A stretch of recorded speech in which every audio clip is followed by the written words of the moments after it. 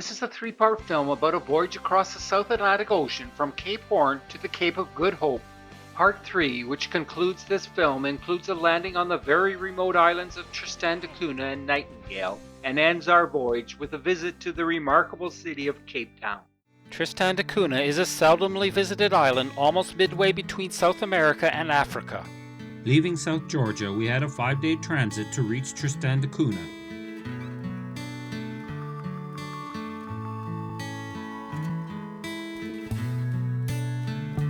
Even though we had departed South Georgia was not finished with us yet, as we could see fur seals, albatrosses, and giant petrels around the ship.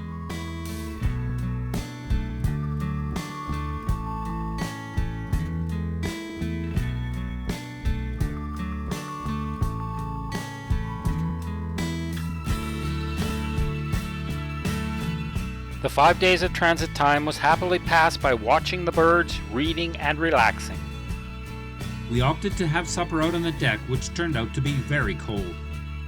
At the beginning of the transit, we were still passing icebergs, so the ship had its searchlights on at night to help detect any ice that was missed by radar. There were days of fog on end as we passed through the Antarctic convergence. We landed at Tristan da Cunha and then sailed for a landing on Nightingale Island, and then returned briefly to Tristan before sailing east towards Cape Town. After 5 days of transit, we arrived off of Tristan da Cunha early in the morning. While we were at Tristan, the low-hanging cloud cover never did lift, so we only could see the base of the 2,000-meter high Queen Mary's Peak. Tristan da Cunha is the most remote inhabited archipelago in the world, lying 2,000 kilometers from the nearest inhabited land, namely St. Helena, 2,400 kilometers from the nearest continental land, namely South Africa, and 3,600 kilometers from South America. In 1961, a volcanic eruption outside of town forced the islanders to evacuate to England for 2 years. The Tristan group of islands have a population of about 300, which is located in the main settlement named Edinburgh of the Seven Seas. This population is thought to have descended from 15 ancestors who arrived on the island at various times, mainly in the 19th century. The family share just 8 surnames, namely Glass, Green, Hagen, Lavarello, Patterson, Repetto, Rogers, and Swain. Due to the regular rough seas, about a third of the attempted passenger ship landings are unsuccessful. Even though we were at anchor off of Edinburgh, there were anxious moments while we awaited to see if we would be able to get ashore.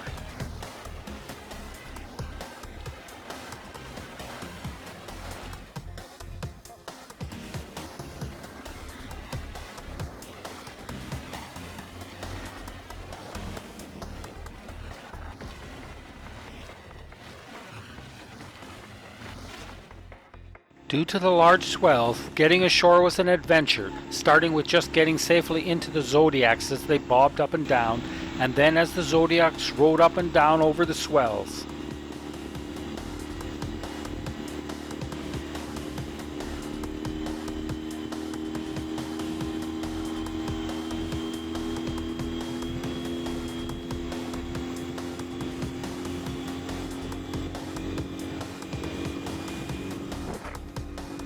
Kelshot Harbor is a very small harbor with numerous delwassa protecting the harbor against the waves caused by the persistent westerly winds.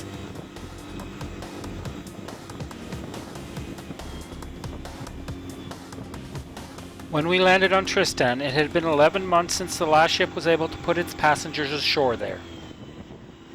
Stepping ashore, we were warmly welcomed by a group of locals.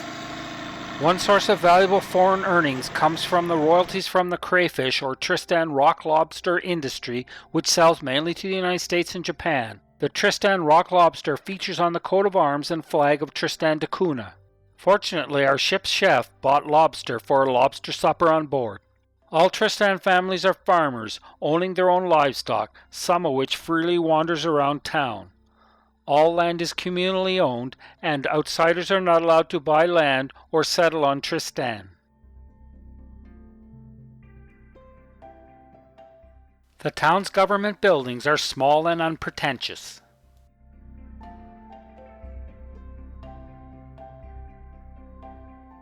The town's fire alarms are simple but effective.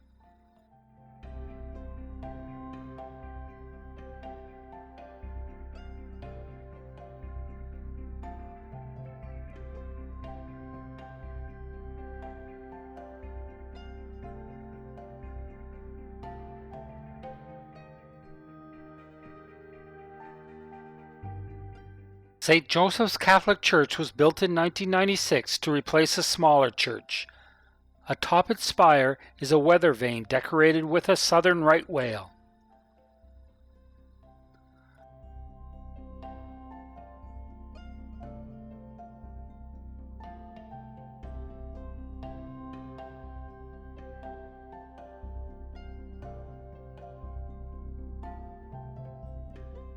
The school on the island is named St. Mary's School, with a motto of wider horizons. However, education is limited, such that children leave school at age 16.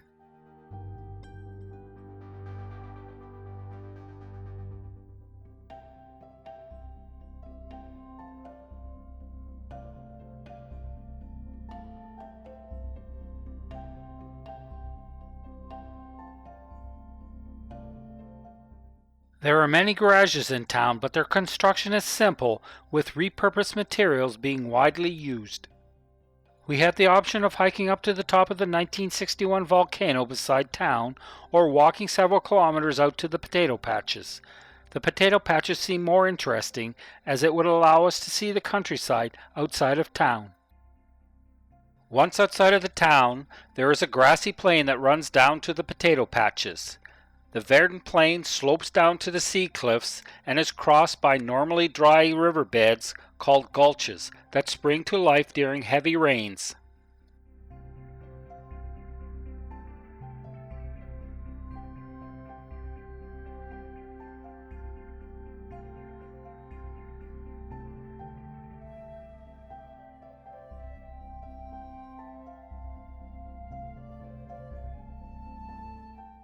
The road running down to the potato patches winds its way across the plain, but a recent washout has forced the road back from the sea cliffs in places.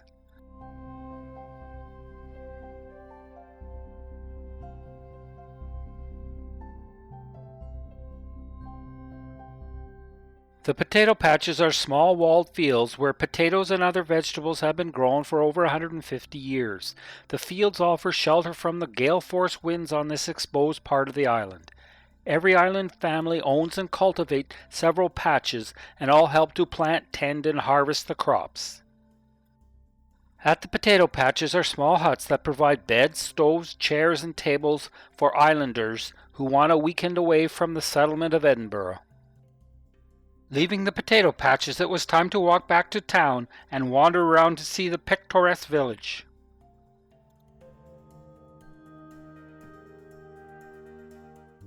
Due to the high cost of shipping goods to Tristan, all resources are fully utilized, including the shipping containers. Tristan da Cunha is part of the British Overseas Territories of St. Helena, Ascension, and Tristan da Cunha, with its capital on St. Helena. The administrator of Tristan da Cunha is the head of government and representative of the governor of St. Helena in Tristan da Cunha. He lives in a nice home called the Residency and has his own flag, a Union Jack with the addition of the territory's coat of arms in the center of the flag.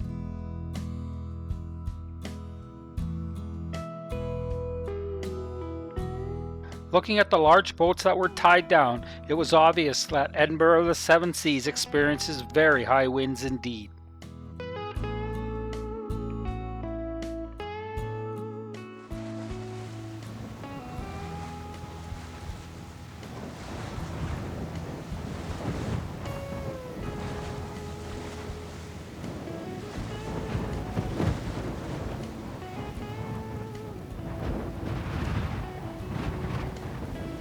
Several people from Tristan dined with us, and after dinner they returned to the settlement of Edinburgh, guided by the beams from the ship's searchlights. We spent the night off Edinburgh at the request of the island's doctor, who was operating on a villager, and wanted to wait until the morning to decide if the patient would have to be evacuated on our ship to Cape Town. Unfortunately, the patient died overnight. Nightingale Island is an active volcanic island of some 3 square kilometers in area. It is 35 kilometers south-southwest of Tristan.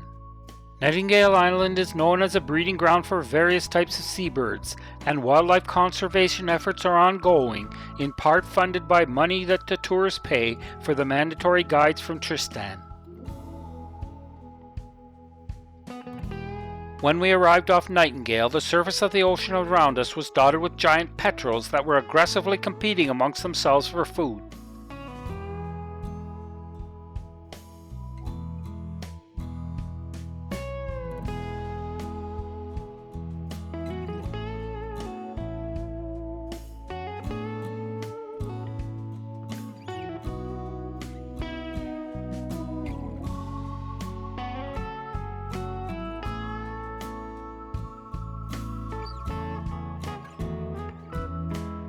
It had been 11 months since a cruise ship landed its passengers on the island. We were lucky that the conditions were good enough for us to land.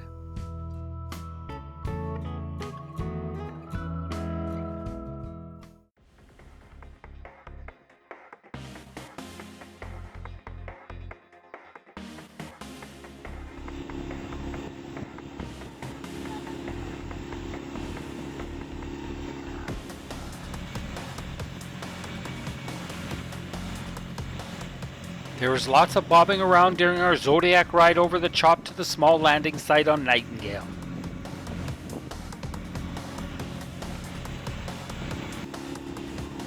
When we landed on Nightingale Island, it had been 11 months since the last passenger ship was able to put its passengers ashore. Nightingale is rarely visited, except by a few Tristanians and the infrequent tourists and research scientists. It is a wildlife refuge and mainly left in its natural state. Thus there is no easy way from the seaside rocks to the top of the cliffs. We had to climb up using ropes that had been tied to nails which had been driven into the rock face. Great care was required to avoid stumbling, as tussock grass covered parts of the ropes and the surface was rough. Once atop the cliff, the terrain flattened out, but it was covered by a dense 2-meter-high tussock grass. Fortunately, Tristanians cut a path through the grass, otherwise it would have been very difficult to get around. Stumbling along the path over the tussock grass clumps, there were several bird species to be seen, including the yellow-nosed albatross and its chicks. They stood beside the trail and snapped lustily as we walked by. I have to get by you, because I gotta go around you. Right. Well, I'd love to be able to fly, but I can't.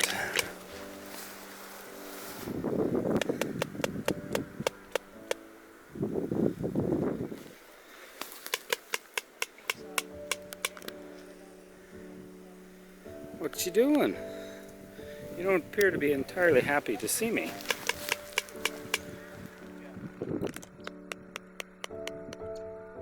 Okay, well, you're not really snapping that much. I don't want to disturb you. A rough walk over the tussock grass clumps to the sea cliffs was rewarded with a close encounter with a group of northern rockhopper penguins.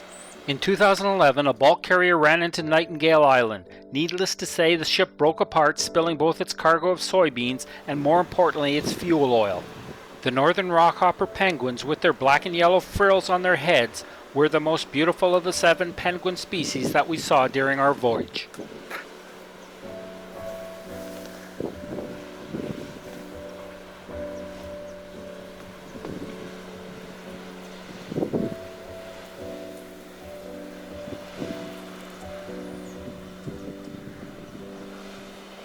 Walking back to the route down to the pickup point, we again passed by the yellow-nosed albatross, who was no happier to see us even if we were leaving. Hi guy, just passing through.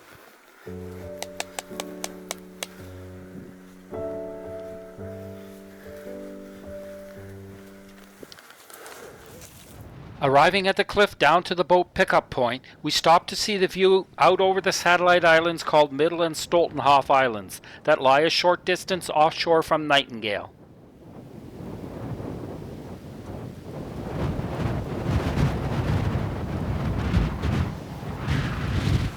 We watched the fur seals on the rocks as sunset was coming on.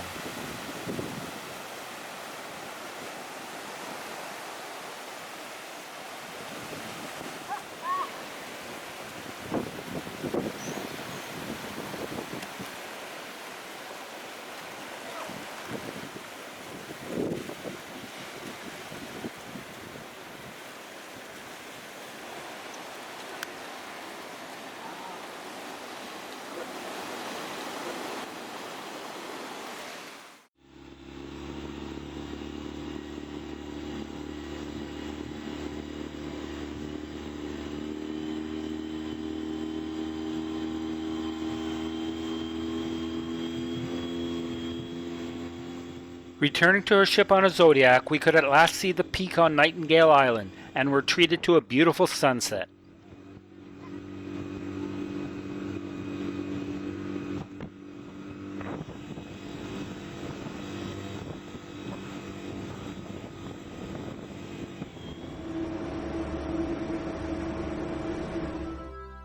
Leaving the Tristan group of islands, we sailed 5 days east to Cape Town, which was to be our final destination for our Cape-to-Cape crossing of the South Atlantic Ocean. Over the next 5 days, we had plenty of time to watch the ocean slide by under the ship, to watch the birds fly near the ship, and to visit the bridge. At the ship's wheel was a traditional prayer, asking the Almighty to bless our ship and provide us with fair winds and following seas. Apart from the occasional seabird, our solitude was only broken when we passed by the occasional empty freighter heading west to South America.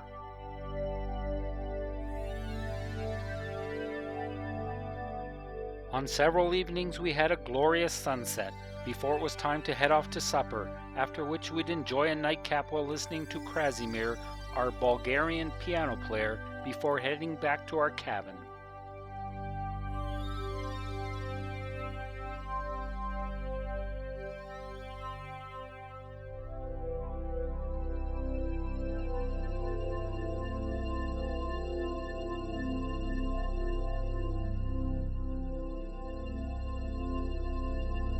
With another dawn, the cycle would repeat. Relax on the deck, watching seabirds, reading our ebooks, watching empty cargo ships steaming west, and having either supper in the dining room or up on deck where we could cook our own food.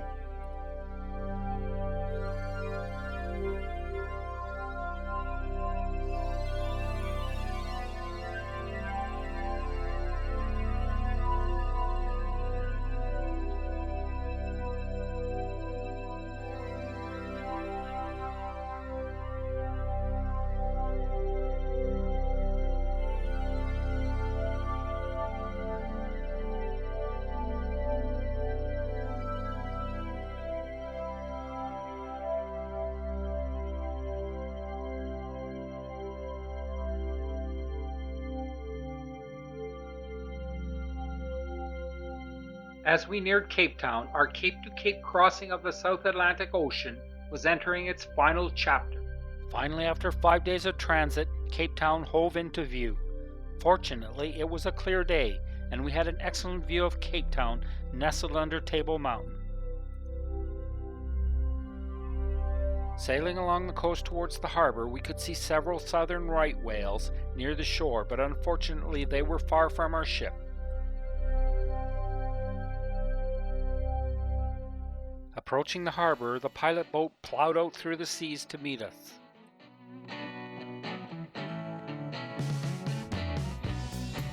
Surprisingly, as the pilot boat came alongside our ship, a mother and calf southern right whale passed right behind our ship. By the end of the 18th century, the North Atlantic right whale was essentially extinct for commercial whaling purposes, so whalers switched their attention to hunting its southern cousin. 80,000 whales were taken in 1937, the last year of the widespread hunt. The southern right whale is now listed as endangered by CITES.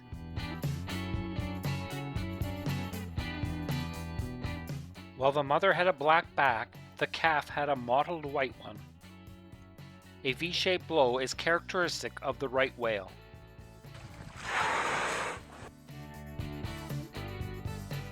The mother and calf were in a busy shipping lane, so undoubtedly they were at risk of being struck by a ship.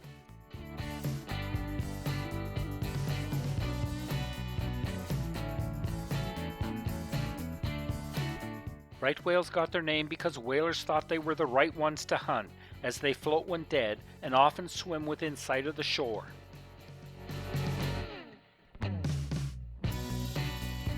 After briefly logging on the surface, the mother sounded, followed by her calf, and the pair were gone.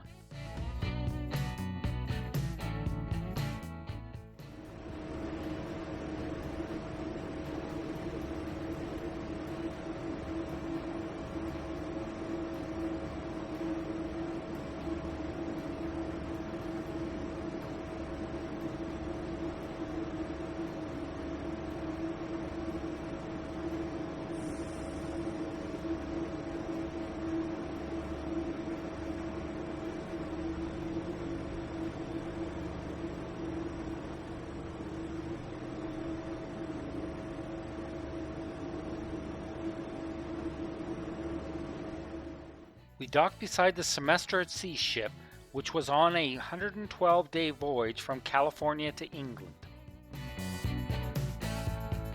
After docking, we bunkered in preparation for our next voyage up the coast of West Africa to Lisbon.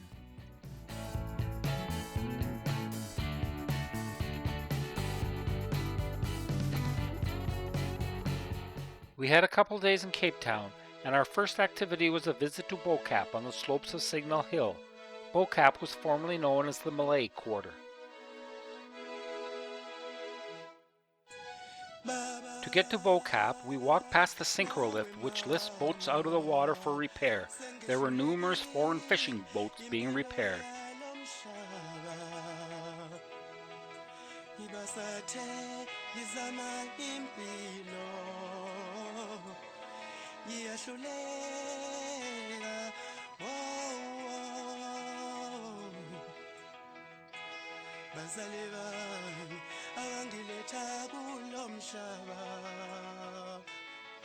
Downtown Cape Town is full of contrasting sights, ranging from beautiful buildings to folks who are down and out. Walking into the colorful Bocap neighborhood is like going from black and white to amazing Technicolor.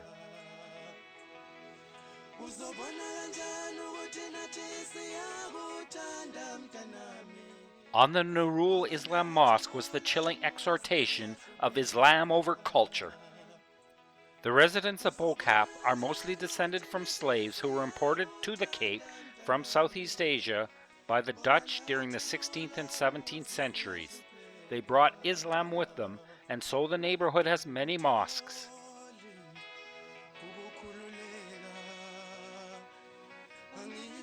The bright colors that are now emblematic of the neighborhood are a more recent phenomenon, starting in the 1990s after the end of apartheid.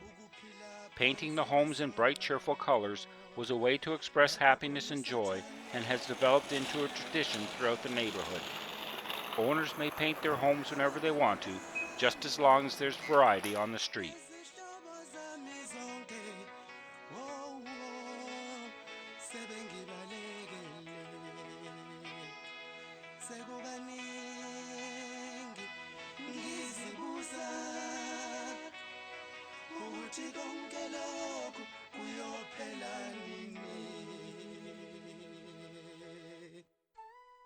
From Bocap, there is a good view of the Table Mountain Aerial Cableway. The cableway, which runs to the top of Table Mountain, is one of Cape Town's most popular tourist attractions. The cableway takes passengers up a vertical rise of 700 meters in 65 passenger cars that have floors which rotate through 360 degrees during the ascent and descent, giving passengers a panoramic view of the scene. The marvelous Victoria and Alfred, or V&A waterfront, was just a 5-minute walk away from where our ship was tied up. The V&A waterfront includes Cape Town's working harbor, and it has the dramatic backdrop of Table Mountain. There are many sightseeing helicopter rides originating from the V&A heliport.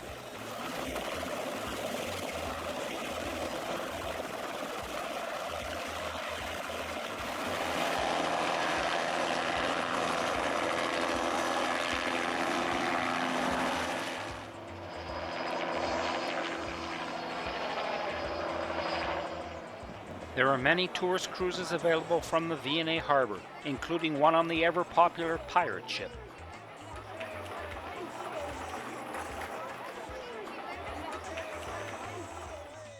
The luxurious Table Bay Hotel at the V&A was opened in 1997 by Nelson Mandela, and its public areas are well worth a walkthrough to see the sculptures and fittings.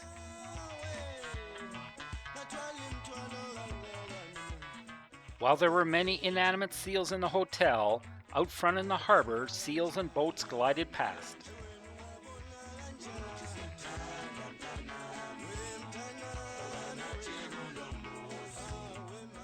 Docked beside the hotel was the impressive Enigma XK superyacht. This 71-meter-long yacht was formerly a Scottish Fisheries Protection Agency patrol vessel that was refitted in 2013 and can now be chartered by you and 11 of your friends for expeditions to areas such as Antarctica, starting at $300,000 per week.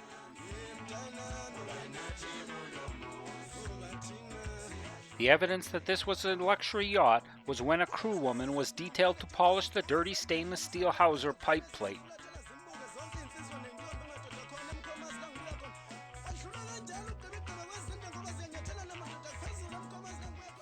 Features of a working harbor like the Robinson Dry Dock make the V&A special. This dry dock in the Alfred Basin is the oldest operating dry dock of its kind in the world and dates back to 1882. The foundation stone for the dock was laid by Prince Alfred.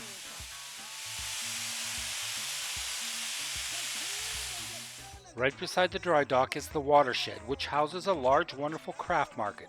The huge windows allow the shoppers to look out at the ships being worked on.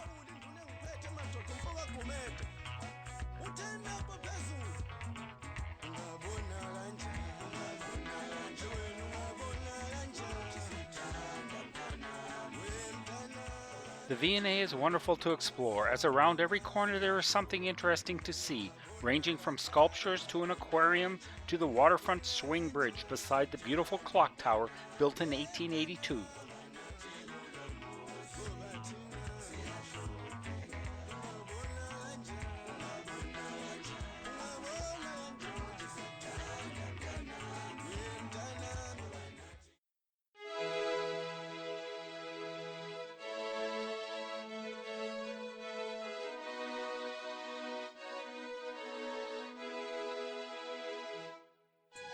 Baba,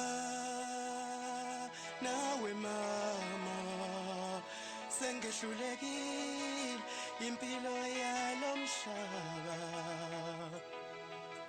Ibasathe izama impilo.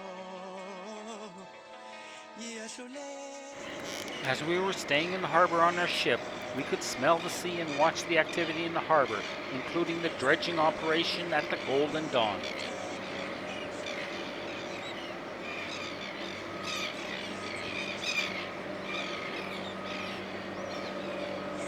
The golden light of sunrise made it seem as if the dredge was scooping up liquid gold from the bottom of the harbor.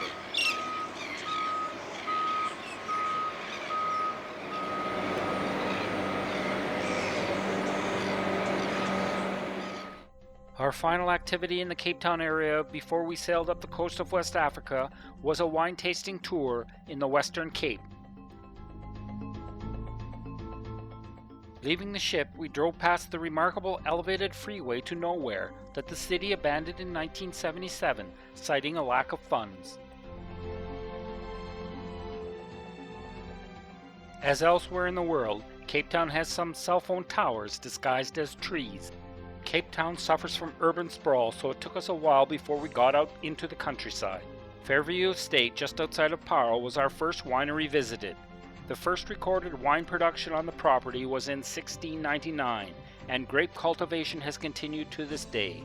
We were able to sample both their wine and cheese. Our next stop was the 320-year-old Soms Estate, located 15 kilometers outside of Franschhoek, in the heart of the Cape winelands. This was our nicest wine tasting, as we sat in a field under the shade of old oak trees. The estate grounds were very nice as well.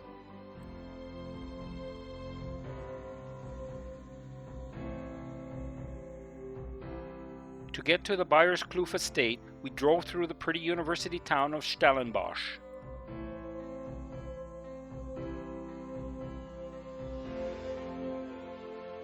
We were able to visit the estate's wonderful cellar with its huge 15-liter bottles of wine known as Nebuchadnezzar's.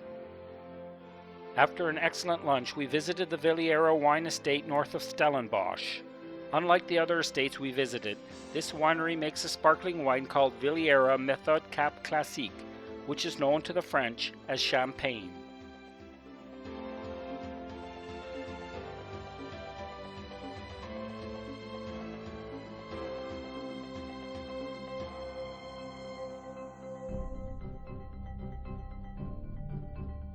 After this excellent wine tasting tour, we returned to the ship for a hot rock supper out on the deck. During supper, we watched the neighboring passenger ship slipping out under the full moon with all its lights on. It was a wonderful way to end our stay in Cape Town. With our stay in Cape Town over, we settled in and eagerly awaited the start of our next voyage, which was to be up the west coast of Africa and on to Lisbon, Portugal.